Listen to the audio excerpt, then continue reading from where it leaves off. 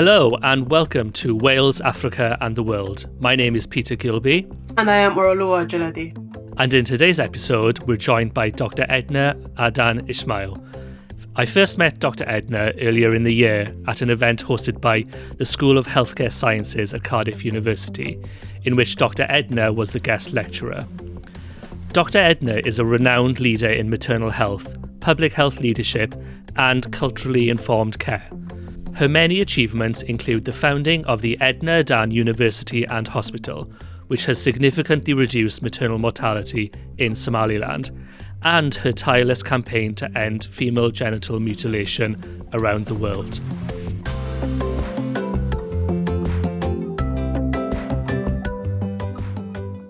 Good afternoon, Dr. Edna. Please would you introduce yourself to our listeners? My name is Edna Adan Ismail. I'm from former British Somaliland Protectorate and the current Republic of Somaliland. I'm in its capital, Hargeisa. I'm a nurse and a midwife by profession, and that's who I am. I'm somebody who retired many years ago and came home and started to build a hospital here in Somaliland, and it's the best thing I've ever done. And I was wondering if you could tell us a little bit about where you grew up, how you grew up, and the influence of your family. Well, I was born in a hospital. I was a difficult birth, always have been difficult, I guess. So I was born in a hospital in Hargeisa, Somaliland, on the 8th of September 1937, when the British were still here. My father was somebody who was known as the father of healthcare in Somaliland. He was the first trained health professional, trained in Yemen, which was also the Yemen Protectorate, it was the British Protectorate. I very much admired the way he communicated with patients, the way he was loved by everybody, the way he showed that he loved doing what he was doing. So my father set up a temporary classroom in our house. Dad put up a temporary makeshift school for the neighborhood boys to come and do their homework there, and hired a teacher to supervise them and tutor them. So this was a way for me to learn. I loved learning, I still do. So that's what encouraged my parents to think about what do we do with this girl who's teaching herself to read, when there were no schools for girls. I understand that when you were 17, you got an opportunity to build on this solid grounding that your parents gave you in education and learning, and to build on the inspiration of your father. It was the very first school for girls in Somaliland, British Somaliland Protectorate, was opened in 1952. 53, February 53. And there were British school teachers, and the girls who were being taught in that school spoke no English. So I was conscripted into becoming a pupil teacher. The arrangement was that I would help the teachers teach the girls, and they in turn would teach me in the afternoon secondary school education and help me improve my English. Every year there would be somebody would come from the colonial office in England and get all the senior students, pupils in the boys' school, get them to sit for an examination, and then the top 10 would be sent to England for further education. And the British gave me this chance and said, "You want to sit for this exam? We think you could do it." And I did, and I passed, but I was still 16. I was too young, so I had to wait one more year. And the following year, I had to, again, another exam, the same kind of a selection exam, and I passed, and I was 16. I was a little bit taller, a little bit older. And so I became that very first Somali girl to earn this scholarship and go to England. And that was in 1954. Where in England did you go to? What was the institution? London. Destination was London. We were put up with a family in England, a family that had children who were around about our age, 16, 17-year-olds. We were enrolled in the Borough Polytechnic, which is now the University of South Bank. And there we did a pre-nursing course because A, we were too young, and you needed to be 18 to start nursing. Our English was not good enough, and we needed to have our O-levels.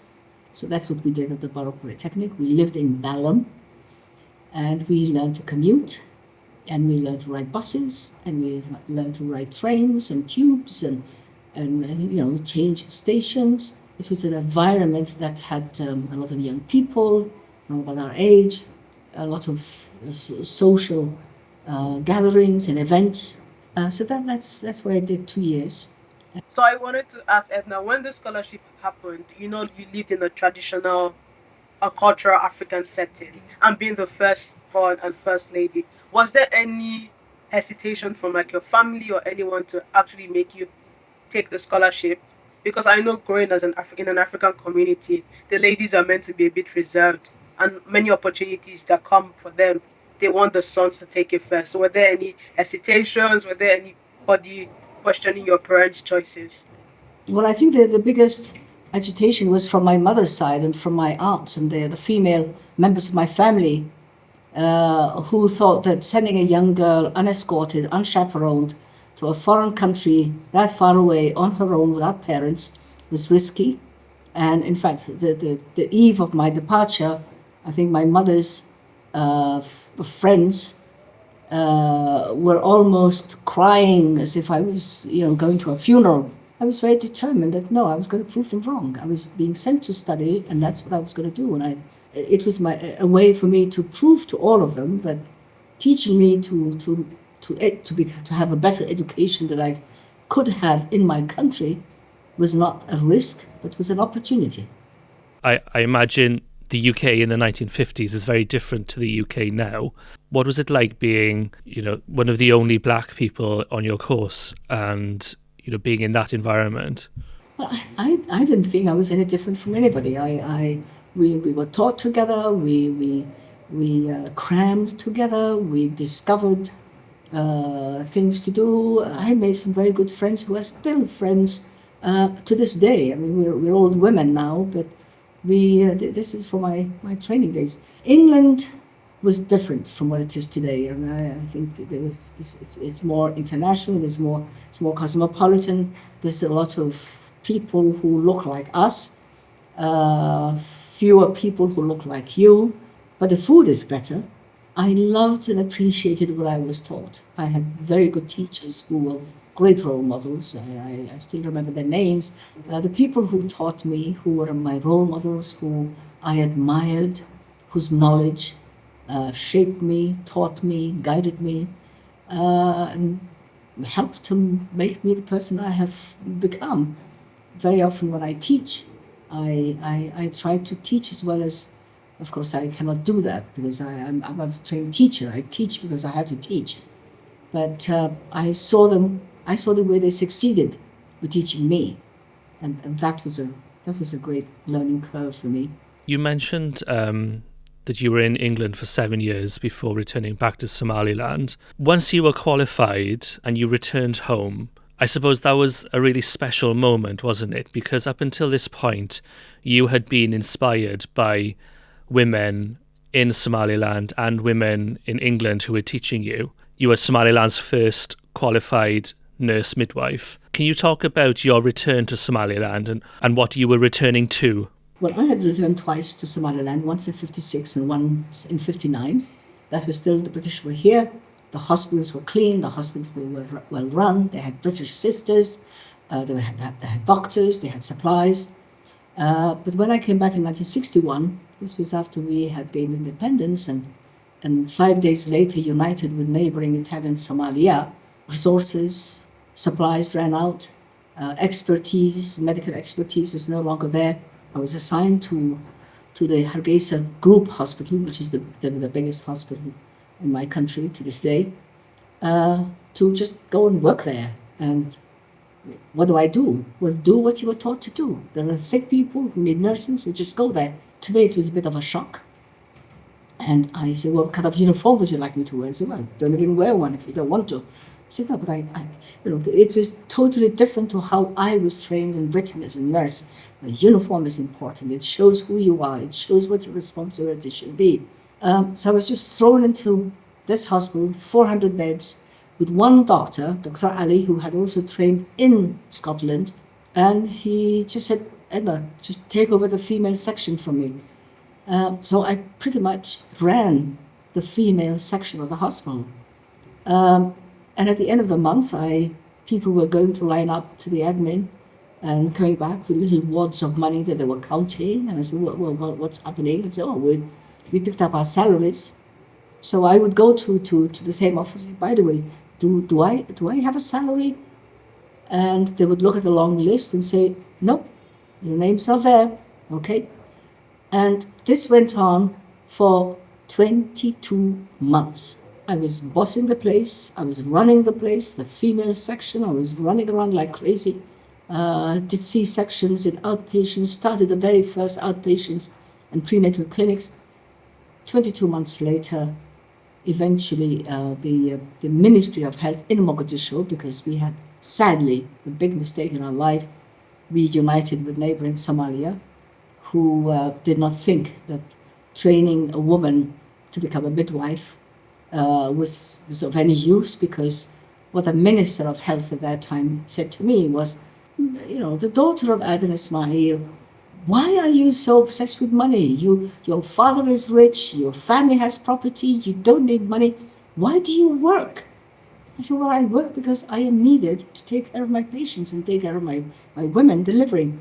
Do you think it's important that you should be have a different salary to the cleaners, to the auxiliaries, because you found the women having a baby with your diploma? These were the words he said. He thought that I delivered women by just fanning my diploma in their faces, and babies just jumped out. And I thought, well, if this is the kind of Minister of Health who's going to run my country, there's no point talking to him anymore. I will just do whatever I can, and I'll just continue to work until eventually they changed the minister, and whoever came after him, signed my contract. And it took me a long time until 1978, 77, when I became Director of Training in the Ministry of Health in Somalia, in Mogadishu, before we separated, to get a grade based on the person's qualifications and performance and responsibilities, but not on whether that person wears a skirt or a pants.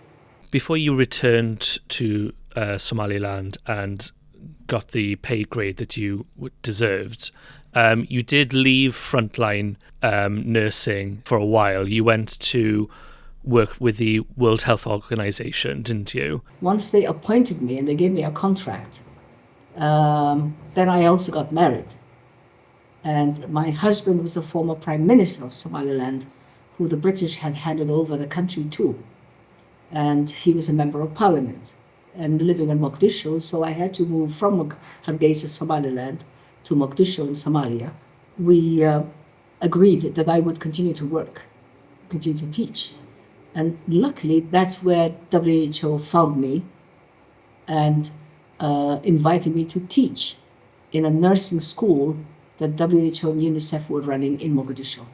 So in 1966, they wanted to start the same kind of a training school for midwives in Libya. And in 1969, there was a communist coup d'etat. That was a very important time in my life. There was a communist takeover. My husband's government and the whole government was taken over by the military junta. He was arrested. I was under house arrest for 6 months. We survived that. They took our house, they took our property, they took everything. And because I had no money, I had no property, I had nothing. My father had died some years before that. I started delivering babies in the houses of mothers would call me, people who knew me would say, would you please come and deliver me? So I started delivering in the house. And then the government saw that I was worth something. So they invited me to be reinstated in the government service.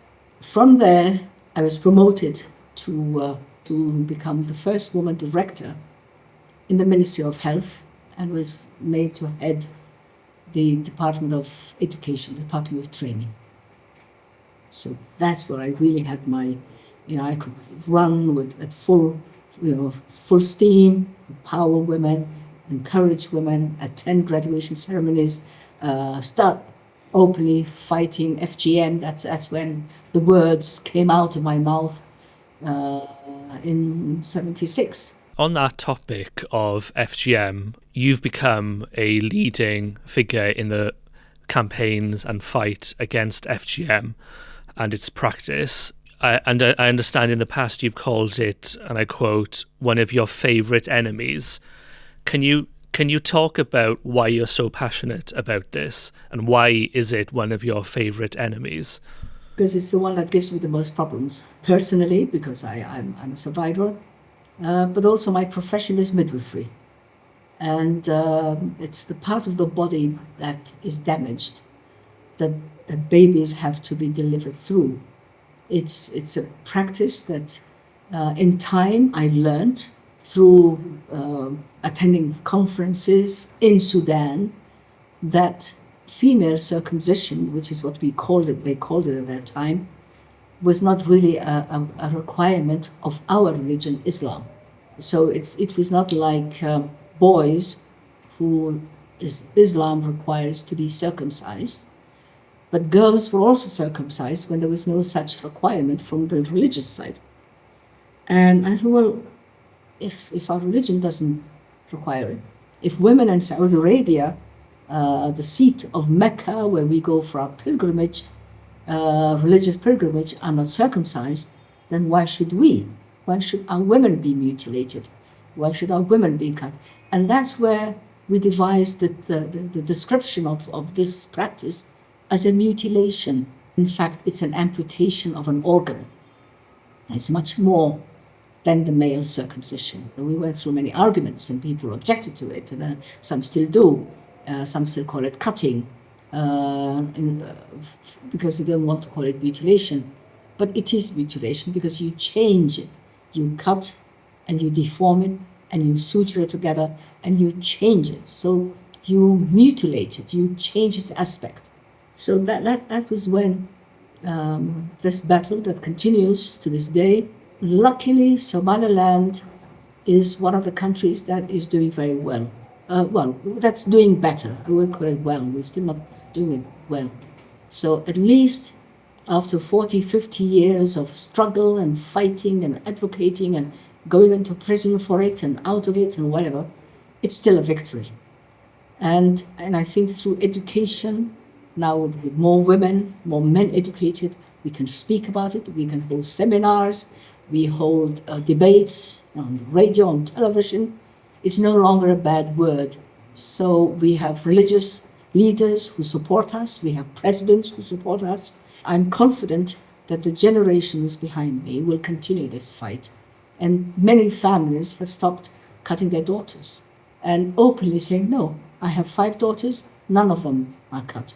I'm not a political person in the UK, I have no political value, but I will express my appreciation to Theresa May, a former minister who later became Prime Minister, because when she was Minister of the Home Affairs, we had discussions about FGM, and that's when we started advocating that at least immigrants, girls who are born in Europe or in America or Canada, elsewhere, where the practice is criminal, that families should be made to abide by that rule of the host country. And if girls are taken out to another country, brought back to Africa or somewhere, and sometimes not even Africa, they take them to other places in Asia, or they even take them to little towns in the UK where some quack will cut off the organ of a little girl because somebody is paying him $2,000, well, £2,000. So it's like criminal abortion. It's still done. They do it in hiding. And I'm grateful that today in the States, in Canada, in Europe, in the UK, there are rules that protect little girls. Going back in time just a little bit, you returned to Somaliland, I understand, in 1991. While you were away, Somaliland went through almost 1 decade long war of independence, which was preceded by years of harsh harsher and harsher treatment. When the peace deal was eventually signed in 1991, following the collapse of the Siad Barre government, what did you find when you returned to Somaliland? One of the first corrections, there has never been a peace signed with Somalia. They're still bombing us. They're still doing as much damage as they can. They're still impersonating us in the United Nations. They know very well that Somaliland is the first independent country in 1960, 26 June, when Somalia was still an Italian colony.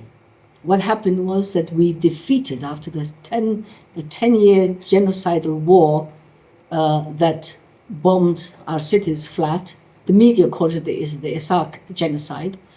Yes, the Isaac were targeted, but when a bomb drops in a city, it just drops in the city and flattens the city and kills 95% of whoever was there. I was transferred to Djibouti at that time because then, I had returned to WHO in 1986. I was appointed regional nursing advisor in the Eastern Mediterranean region of WHO. I worked in the regional office in Egypt, in Geneva, in New York. I had 21 countries to look after, from Afghanistan to Morocco and all the countries in between, the Arab Gulf countries, North Africa, East Africa, and so on. In 1991, I was transferred to Djibouti as the first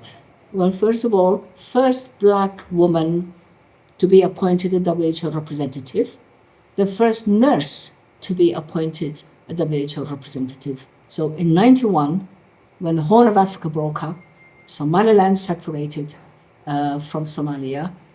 And by the way, the war we had with Somalia was not a war of independence. It was a war to separate ourselves, to extricate ourselves from the failed union we had with Somalia, because we were already independent from Britain. You only become independent once. It was a war to reclaim our identity, our sovereignty, from a voluntary union that we had entered into with Somalia and which had failed.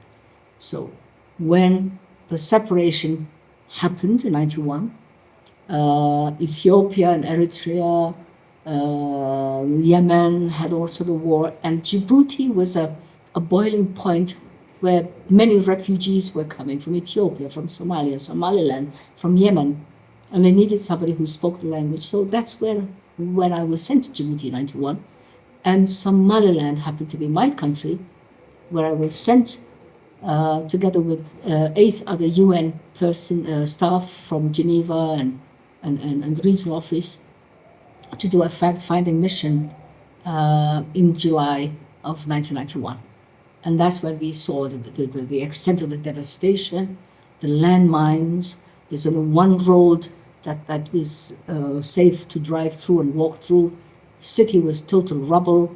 It was the worst destruction. It was called the Dresden of Africa. That's what it was named. It was the destruction was so total. And we went back and we wrote that report. But then I came back personally, because I needed to see my family. I needed to see the members of my extended family and come back as me, not a WHO civil servant, but as somebody who's here as a Somalilander, to say who was alive, who was there, what happened to our property, where was so-and-so, so-and-so. And one of the things I saw was our home, bombed, full of landmines. That would move me. And I visited the hospital where my father worked, the hospital where I worked, that was clean and efficient, and goats and donkeys roaming around in the ruins. That's when I decided that I would come back to Somaliland and build my hospital. Because, by the way, I had started building one in Mogadishu way back, but then the war, the Shabab took it. They still have it. They have the gun. All I have are the deeds. So this is my second hospital. This is where I live. This is where, forget about former First Lady, this is where I live. I'm one of the people who live in the staff residence, and I have my one room. I have my shower room, my toilet, my shower room. That's the only private space I have, and it's the best thing I've ever done. We've delivered over 38,000 babies. We've treated over 50, 60,000 sick people. We have a very busy outpatients. We now are a general hospital. We're no longer a maternity. We have male patients, female women, pregnant, non-pregnant, children, adults. This is the best thing that God guided me to do. And then in 2023, I was blessed to have won the Templeton Award. That brought a $1.3 million award. And that I am using to build an extension of the hospital. I was also very grateful to France, who awarded me la Légion d'honneur, and with it I had 100,000 euro, which went into the university, and I was made an honorary doctor, University of Pennsylvania. I have been very blessed.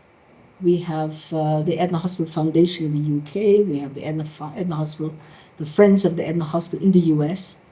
They fundraise for us. We need equipment, we need supplies. We have been very, very blessed. But the battle is still not over. We're still losing babies. We're still losing mothers. We still have regions where training has not reached. In the east of the country, where Somalia and Shabab, of course, in trouble, students are not able to come for training anymore as they used to. My aim was to train 1,000 midwives for Somaliland, which we have achieved, and this has brought maternal mortality down. And my ambition, and this is for Ori and others, is to have 1 million midwives for the continent of Africa. And if Somaliland can do it, anybody can do it. That's the only way, the best way, the quickest way we can stop women from dying of causes that the women should not be dying of. And you touched on it briefly then when you were talking about your accolades and your recognitions that you've received internationally. You are in a partnership with Cardiff University. You were made an honorary fellow. As I mentioned at the top of the episode, you recently visited Cardiff University earlier in the year. That's where I saw you give an excellent lecture. And I was wondering if you could talk a little bit about what your partnership with Cardiff University looks like. What does it involve? Cardiff has a big Somaliland community, not recent immigrants, but people who've been there and settled there in the third and fourth generation Somalis. And I pretty much go there just to see, they invite me. My relationship with Cardiff University is with the School of Midwifery and Nursing and Midwifery. Every now and again, I get invited to speak and give a lecture. It's one of the top universities that I would really like to have a closer relationship with, to have some exchange in training some of our nurses, maybe sending them out there for further training for a short period, maybe a year or two, so they can come back and teach people here. I have a girl who's come back from Bristol, a former student of mine, went there, got married, had children, came back. She is now the dean of my school of nursing and doing a great job. So these are the people who will help me change the standard of nursing. And that's I really wish, whether it's Cardiff or any other British university or hospital, I would really welcome that exchange. We also get exchange students who come in the opposite direction, who come to us. I have a girl from the University of Virginia right now from the States. Harvard sends me students. King's College in London has also been sending us students on rotation, practical experiences. So this cross-pollination is very useful, and I would welcome it very much. Yes, I am grateful for the honorary fellowship that I have from Cardiff University, but beyond me giving a lecture once a year, I wish that I would have somebody coming here also in exchange to give some lectures to my students, or give some of my students, the top students, get the opportunity to do a postgraduate. It's that one scholarship that was given to me in Britain that is giving so much, that's doing so much now, 60, 70 years later. So investing in human development, investing in nursing and midwifery, in teacher training, these are the things I would like to invest in for whatever time God gives me. And my time is running out. Soon be 89. So beyond me, I hope that Ori, you will carry my message. And you and Peter, you will carry my message and invite universities to give us a chance to do 6 months, 1 year practical rotations there. It will make a tremendous change to our standard of health patient care. Thank you, Edna. Thank you very much. And that's it from Wales, Africa and the world. Thank you to Dr. Edna for joining us. Thank you very much for listening.